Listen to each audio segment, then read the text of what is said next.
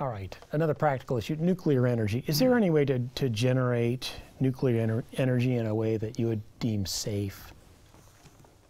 I think there's been some progress in that, not in any of the real currently installed reactors, but sort of the next generation reactors use the fuel in ceramic sealed pellets so that they don't have the flame issues, the overheating type of issues that we're seeing at the Japanese reactors and so on. So there's been some thought to making them safer.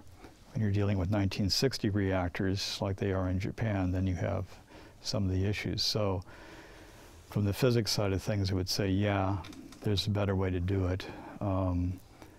That makes it more costly, is the question. So you can't sell nuclear as cheap energy, but I think you can make it safe. One of the other things with reactors is they're uranium-based as the fuel of choice, mainly because that was an easy way to make plutonium for bombs. But if you ask, is there other radioactive sources we could use for fuel? India's looking into thorium-based reactors rather than uranium-based reactors. And by their inherent design, they're much less, have much less of the waste fuel problem, because they kind of consume their waste products as they operate. So that's a whole new type of nuclear energy that the U.S. kind of chose to go with uranium, and Europe and so on. But in reevaluating the total environmental impacts, these thorium-based systems look like they're much better. Do you think there's some hope for nuclear energy in the future? Yeah, I think so. David, I know you deal with waste management professionally, but probably not nuclear waste management, but I bet you've given it some thought. Is there a way to store nuclear waste safely?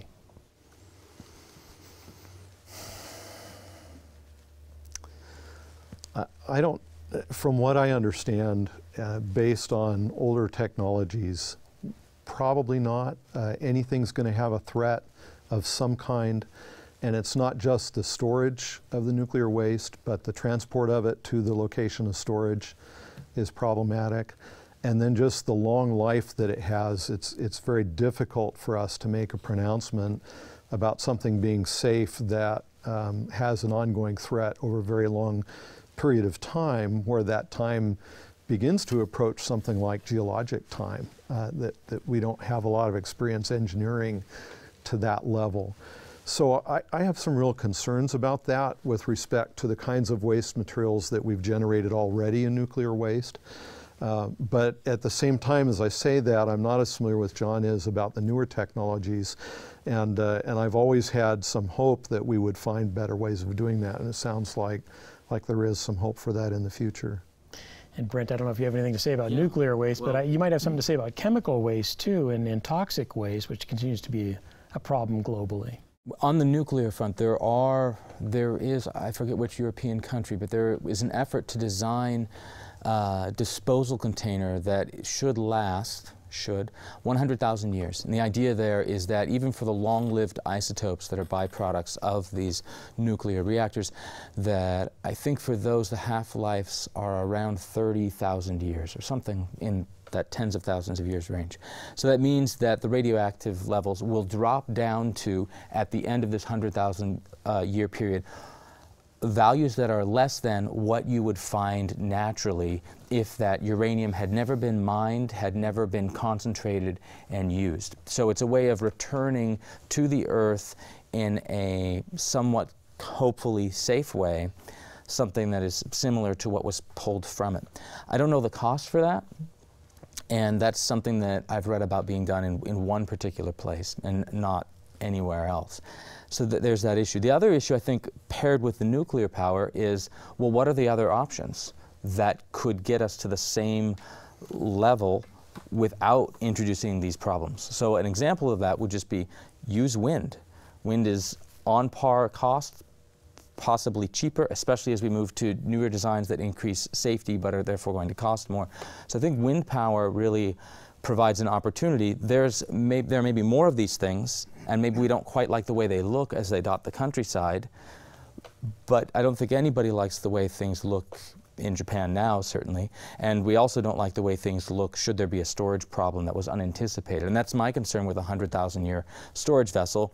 We can do some math there, we can do some accelerated stress testing, we can be really smart about that. We do our best, but we aren't that smart. And so there's still that possibility of there being a problem, especially since some of these byproducts can also be used for weapons and things like that. So just making more of this stuff just means there's an increased possibility that these things will leak out one way or another. That was the advantage of the thorium-based systems. It doesn't give you the tens, thousands, the hundreds of thousands of years lifetime. It doesn't give you any weapons-grade waste. Right. What's the half-life of the thorium rods?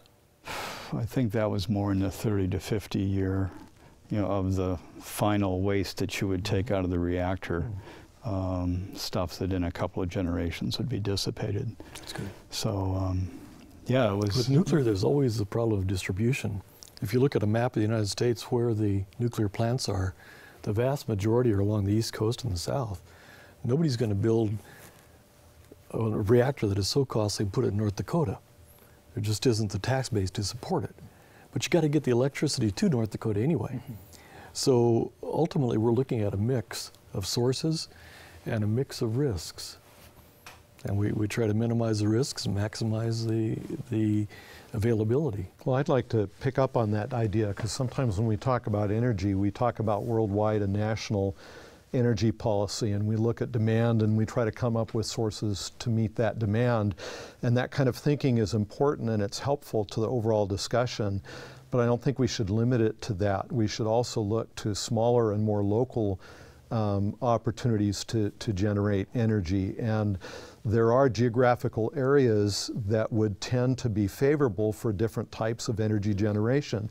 And so one of the things for us to be wise stewards about the environment that we're in is to understand the local environment that we're in and what opportunities and challenges there are in that local environment. So in one location, geothermal might be an option. In another location, wind might be an option.